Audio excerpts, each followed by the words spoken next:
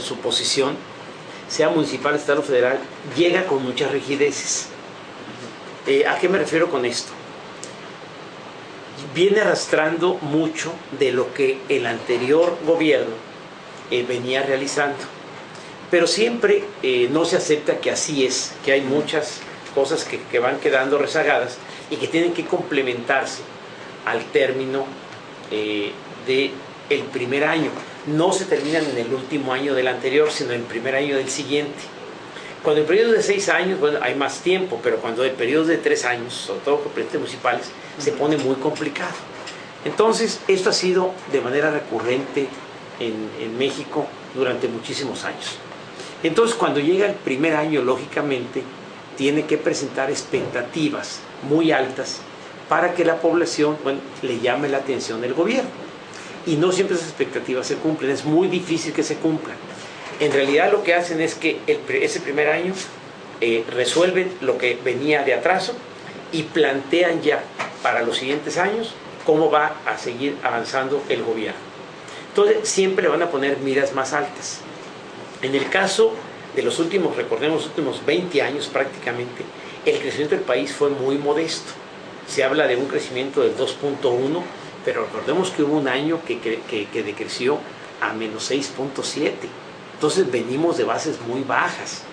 Y entonces pensar en un crecimiento del 4% del primer año, a mí me parecía que era cuesta arriba, en el sentido de que traíamos problemas muy fuertes de inversión en el área de seguridad. Había una fuerte inversión en las áreas sociales, pero no había una generación importante de empleo, ni una generación importante de empresas. Sí había mucha inversión extranjera, pero no había crecimiento del empleo. Y el empleo, pues, genera consumo.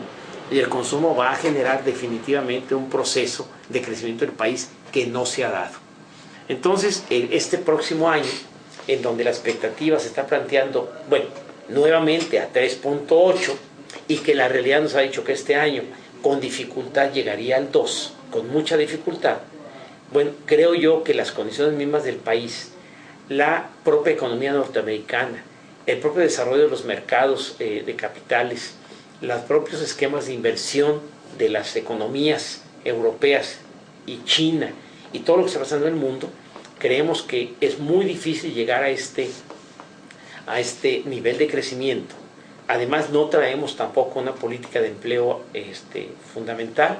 Traemos un esquema de reformas básicamente recaudatorias para hacer más fuerte al Estado, más que darle más libertad a las empresas, y esto pues estaría afincado sobre la base de que el Estado mismo parecería ser el promotor del desarrollo, y está visto que el Estado tiene muchas limitaciones porque además hay muchos rezagos.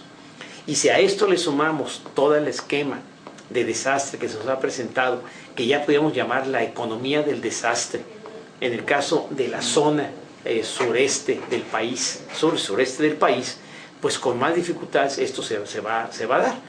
Sin embargo, bueno, pues las expectativas se mantienen. El gobierno no puede bajar la guardia desde ese punto de vista, porque de alguna manera marca horizonte para los inversionistas, de tal manera que va a tener que hacer los ajustes correspondientes para que este crecimiento pueda darse. Pero sí me parece que, dadas las condiciones internacionales y nacionales internas, es cuesta arriba llegar a este nivel de crecimiento. Correcto. Oigan, viendo el paquete de reformas estructurales que trae Peña Nieto en mente, ¿de dónde las sacó? ¿De dónde se inspiró? Porque, por ejemplo, el paquete de reformas estructurales que puso en marcha Angela Merkel en Alemania, pues no tiene nada que ver con estas. Distan mucho, no hay disciplina, no hay una idea, un rumbo directo. ¿De dónde más o menos vienen estas ideas? Mira, hay un análisis que dio, un diagnóstico que dio en el 2012, o que levantó en el 2012 la OCDE, es la Organización para la Cooperación y el Desarrollo Económico, que le dice a México que frente a 37 países similares a la economía mexicana, le están faltando muchas cosas. Y todo lo que ustedes están viendo, reforma laboral, reforma financiera, reforma hacendaria, reforma de telecomunicaciones y todas las reformas que están por venir, están justamente en la receta que la OCDE le ha dado a México para que pueda estar al nivel de esas 37 naciones y pueda tener un proceso de crecimiento. Y naturalmente, entre otras las cosas, le dice, tienes muy baja recaudación, pero además tienes una pésima forma de recaudar y aparte tienes mucha corrupción en tus propios sistemas de captación y tienes que modificar todo esto. Y entonces la reforma hacendaria pretende eliminar régimen de excepción, pretende una nueva ley de impuesto sobre la renta, la eliminación de IETU, la eliminación del impuesto sobre depósitos, el gravar casas, educación, es decir, todo lo que aparecía como régimen diferencial o de excepción está siguiendo al pie de la letra la OCDE. Lo que sucede es que estamos en un país donde difícilmente podemos enfrentar todo de un trancazo, ¿no? Y aunque se pretende en el primer gobierno sentar las bases para esto, no, me parece que no era la forma, sino que había que actuar de manera gradual en muchas de estas, quizás no en todas, pero sí en muchas, que incluso la misma OCDE recomienda que gradualicen las reformas correspondientes y no se están dando. O sea, aquí la apuesta fue llegar con todo, buscar la forma de posicionarse como gobierno y a partir de ahí empezar seguramente o a suavizar o buscar mecanismos de compensación a la población, cosa que no se ha planteado.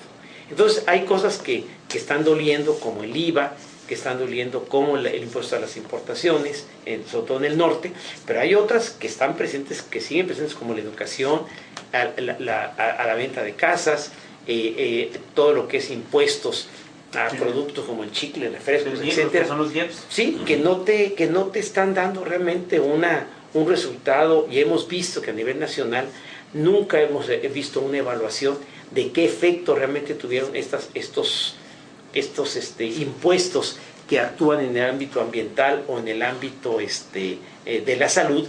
Nunca hemos visto una evaluación de sus resultados. Ahora esperar que porque nos lo dicen va a resultar, se me hace también muy cuesta arriba. Sin embargo, son recomendaciones que se están haciendo a nivel internacional y consideran el gobierno seguirlos al pie de la letra, y eso es lo que justamente está haciendo. Entonces no son a partir de un diagnóstico interno de cómo estamos, sino es un diagnóstico externo que